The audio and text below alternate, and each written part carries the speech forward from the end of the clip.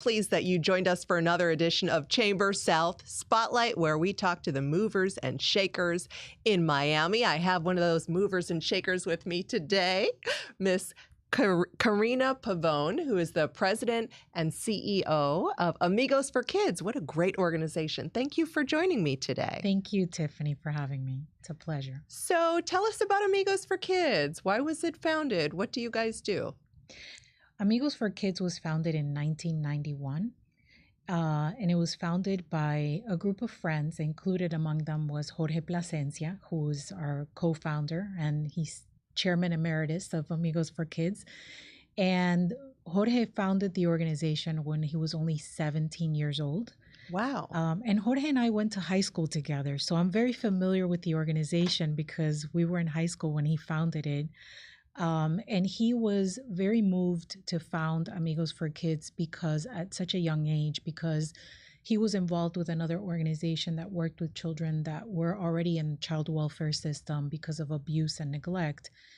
And he was very touched. I don't know if you remember the story of Baby Lollipop. Way back when, it was a young child who was very malnourished and very abused by his mother, and was left dead in some bushes wearing nothing but a caked-on diaper and a t-shirt with a lollipop on it. And since the police didn't know who he was named Baby Lollipop. And Jorge was so touched by this story that he felt like, you know, what he needed to do was to do prevention work in the community and to work with kids and families to prevent child abuse and neglect. And so that's how Amigos for Kids got started, from its very humble beginnings, which, you know, in the beginning it was simply alleviating the financial burden of the holidays on families and having a big toy drive. That's, you know, the humble beginnings of Amigos for Kids. And then, you know, fast forward 32 years later, here we are with, you know, prevention programming for parents, you know, parent education classes, prevention programming for kids, and after school programming, and our latest addition, which is called Amigos Care. And it's a program to help families that are struggling, both financially and that may be experiencing other stressors such as mental health issues or substance abuse issues. And so that's how we got started. Wow, what an inspiring story. There's so many times I think we as adults think, I can't solve world hunger. That's what I always say. I can't solve world hunger. But look at this 17-year-old and what he started and what it's grown into today. Yes. 17. Yes, what remarkable. Resources and experience does a 17-year-old have? But he did it. He did it. And he's still very much involved with the organization. He still serves on our board. And he's still, you know, super involved. Our main office is in the building where his business is. He has an agency called República Havas, and we're in that building. So our main office is still, we're very much connected. How many families do you touch every year? How many lives? So through our parent education program, we serve 350 families a year. Through our after-school program, we have 170 students at 2 different locations, Jose Marti Park and Citrus Grove K-8. Through our Amigos Care program, it's a very young program. It only started last year, in earnest last year, but really it had its genesis during the pandemic. So we saw a service gap that we had, and we are currently serving 75 families in that program. But in addition to that, we have other initiatives throughout the year. Last year, we distributed toys to more than 3,000 kids in our community, and actually abroad too. We sent toys to Venezuela, to Santo Domingo. So we had 3,000 families participate in that program. We gave out 1,000 backpacks this year for our back to school. And we have a multitude of other programs that, the shorter term programs that we touch probably thousands of families in Dade County. And they're all over Dade County? Yes. So we serve all of Dade County. If a family needs help, how do they get connected with you? They can simply call our office, 305-279-1155, or they can visit our website, amigosforkids.org, and contact us through there. And it's a nonprofit, right? Yes. So we are a nonprofit, and our mission is the prevention of child abuse and neglect. That's awesome. And I know you have a lot of support throughout the community. Talk about how people can get involved if they want to from a volunteer or a donation standpoint. Yeah, so we use a lot of volunteers throughout the year for our two main projects, which are our back to school efforts. As you can imagine, distributing 1,000 backpacks, school supplies, and other essentials for back to school takes a lot of work and effort. So we do use quite a bit of volunteers during that time, and we're coming up now on our toy drive efforts. Believe it or not, we're in October, but we're starting already. So we do need a lot of volunteers for the late part of November to help us sort toys and label toys. Our toy drive is wish specific, so we get kids what they request. Oh, so you can imagine that with 3,000 kids that every toy has to be properly labeled and inventoried and make sure that we match up the right toy to the right child. So we require a lot of volunteer efforts for our toy drive. And then of course, financial support always, is always helpful to any nonprofit, and we're no exception. So donations are always welcome. Donations of school supplies, donations of toys, brand new toys, unwrapped, and financial donations, obviously that always helps. We actually just came off we're on the heels of our big annual fundraiser, which is formerly was known as the Miami Celebrity Domino Night, but now is rebranded with a new name called Amigos Night. We just had it 2 weeks ago at the hangar in Coconut Grove, and it was a huge success. So obviously getting involved in those efforts always helps us as well. Do you have more events planned for the future that people can engage you with? Absolutely. We have all of our activities. April is National Child Abuse Prevention Month. So next year, after Toy Drive in the month of February, we start kicking things off with a new initiative called Dia del Amigo, which is a family resource fair that we have at Jose Marti Park. And we're always looking for community partners, agencies that want to come and bring their services. Last year we had 500, probably more than 500 attendees at this event. And then we sort of kick things off, during the month of February with Dia del Amigo. But in April, which is National Child Abuse Prevention Month, we have a whole host of activities. We have a beautiful art contest with Miami-Dade County Public Schools. We teach our evidence-based curriculum for child abuse prevention to all of the kids in our programs, and all of our programs, and any school that wants us to come out and teach our curriculum. It's from the Monique Boer Foundation called Child Safety Matters, and we teach kids the 5 safety rules for them to be safe. One of them is identifying a safe adult, which is very, very important for kids to do if something is happening to them that is uncomfortable or that they're not okay with. Knowing all of the initiatives that you're doing, how does it make you feel as a CEO, knowing when you go to bed every night the impact that you're making on the community? Well, for me, I feel like if we prevent even one child from being abused or neglected, then what we've done is worthwhile. And for me, I always looked, I've only been with the organization in January, it's going to be 4 years. And one of the things that drew me to Amigos for Kids, outside of, knowing the history of Amigos and really how meaningful it is for me to have known of the organization 32 years ago and now to be the president and CEO, for me, I really wanted to do something that was very intentional, on purpose, and very mission centric, and doing impactful work in the community. So for me, it's not just a job. It's a mission, right? It's a vocation. So makes me feel great to know that we're having a positive impact. At least we're doing our part. We're only a small part of a huge network of other nonprofits and what I call brothers and sisters in impact. But knowing that we're part of that network and doing our part to have a positive impact in the community is very satisfying. I get it. I'm at Community Yes, Health of South Florida, and exactly. we partner, and we're And you proud guys to came out to the other stand next Amigo. to you. Yeah, Yes, same here. yes. Same here. Wonderful organization to partner with.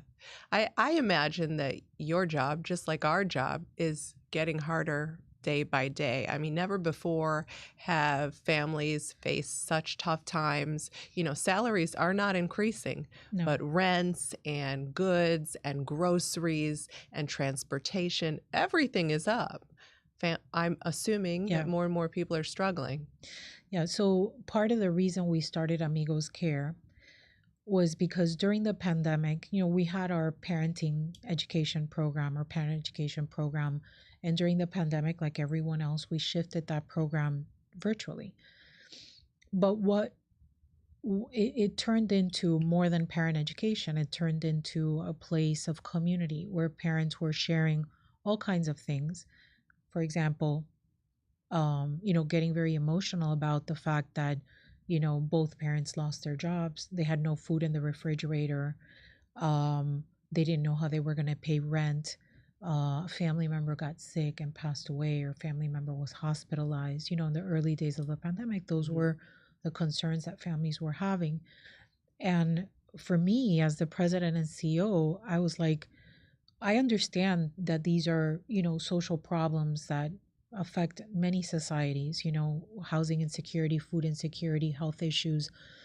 But it was very sobering and a wake up call to know that these were families that were in our program. These are families that we serve in other ways, and that they were experiencing these hardships. And, you know, at first we were like, well, you know, there's a food distribution in your neighborhood, a drive-through food distribution, and they would say, well, thank you for offering that, but we use public transportation. We don't have a car, so we can't go through a drive-through food distribution. And it really made us realize, you know, some of the hardships that our families were facing. And we started Amigos Care basically deciding that we were going to do grocery deliveries to our families. So we rallied up a bunch of volunteers, put on our masks, got our routes, met up at a warehouse, loaded up our cars, and started taking groceries to families that needed it.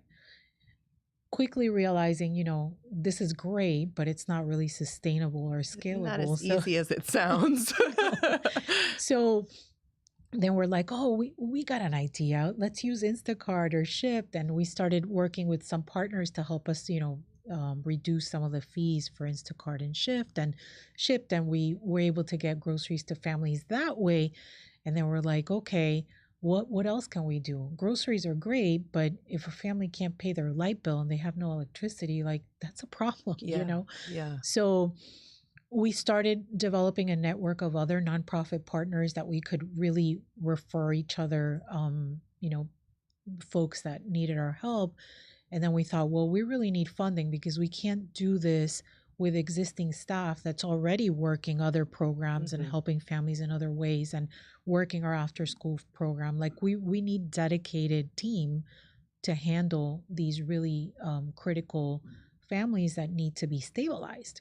And so that's what we did. We started, you know, looking for funding opportunities, and we finally got some. And we were able to assemble a wonderful team that is serving right now 75 families with the highest levels of need. But back to your original question, which was about the level of need that we're seeing, 100% we are seeing a severe housing crisis, an affordability crisis. A lot of our families work in, you know, very wage unstable and schedule unstable types of jobs. So they're working, but they can't make ends meet. Or so we're working with families who have multiple families living in a one-bedroom apartment. So there's that, the overcrowding. You know, families need places to go, or, you know, leisure spaces because the house is so overcrowded. So we're you know, dealing with those families, and we've lost many students in our after school program because families will come to us and say, we can no longer afford to live here. We're leaving Florida. We're leaving the state. So, you know, in our own organization, there's been struggles with hiring. and being competitive with wages, with with private It's a companies big problem paying for more, nonprofits. and us competing for talent in with the wages that we're able to pay is been difficult. So, some of the ways that we've managed that situation have been to add other benefits that are not wages, so hybrid work schedules, which, really cut down on commute times and the spend on gas and things like that, and buying lunch, so being able to have, telecommute a couple of times a week has really helped. Other benefits like sick leave pools and FSA for to help with medical expenses. Those things have really helped us retain talent, but still, it's not without its struggles. So even us, also we're an employer as well, so we also struggle with hiring and being competitive. Of course, I think all nonprofits are Yeah. feeling that pain right now. I know Mhm. we are. Karina, if you look back at your tenure so far, is there a family, and you don't have to name their name, that you can describe the story for us, that just stands out in your head and how you've changed their lives? Yeah, so there is a family. It was a woman that came to our attention, and she was our first client of Amigos Care. And she came to our attention because her sons were going to our after school program. And during the day, the teacher noticed that one of the younger son was crying and completely broke down in school, was very tired all the time. And when they inquired as to what was going on at home, they found out that the family had lost the older sister, 14 years old, to cancer.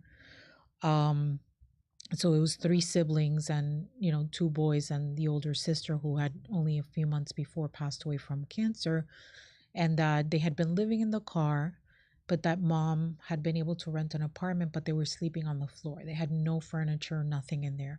And so they came to our attention because of that. And I was, I felt very privileged to be able to help this mom, single mom who had been in an abusive relationship, in a domestic violence situation, was living in, the northern part of the state, came down to South Florida, was living in the car with her boys after losing her daughter, and was really working hard, and finally was able to get an apartment, but she couldn't afford to furnish it. They didn't have the basic things. They were sleeping on the floor. So I thought, well, we need to get her some furniture. And we started rallying all of our partners and figuring out what can we do. And we were able to furnish her entire home, get her, kitchen utensils. And she said something really impactful, which was, they're just material things. But she said, those little things that are just material things, they make the difference. They make a house a home. And she said, "Thank you for making my little place a home." Oh, And, just even having a family meal was impossible because they didn't have a table or chairs, So I really felt like that was one really impactful, remarkable story. And she was really the inspiration for realizing we have a service gap, and families are already coming to us because they trust us, and they're getting, parenting advice, and they're leaving their kids in our care and our after school program. So why not expand our services to help families that are really struggling, that need our help, and building community that way? So it was she really was the inspiration for saying, it's great that we're doing these food distributions, but what else can we do? And really making the case to funders about why this was needed, and succeeding and being able to help more families. So we thank her for allowing us the privilege of, being there for her and being able to help her family, and also really being the inspiration behind Amigos Care. what a great story. I love that. Is there anything that I haven't asked you that you want people to know about regarding Amigos for Kids? Well, what I would like people to know is that, of course, like any nonprofit, we always need help, volunteers, time, treasure. But what I would like people to know is that we are there for families in this community. So if people need us, we're only a phone call or an email away. Again, our number is 305-279-1155, and our website is amigosforkids.org. Karina, thank you and your team for the very important life-changing work that you're doing every day. We appreciate you, and I'm so pleased that you're part of the Chamber. Thank you for joining us on this Chamber Spotlight. Thank you all for tuning in to listen to the inspiring story of Amigos for Kids and how it started and the great work that Karina and her team are doing. You can meet her and many other business leaders at our networkers. Just go to the ChamberSOUTH website and join us at one of those events. We look forward to seeing you all.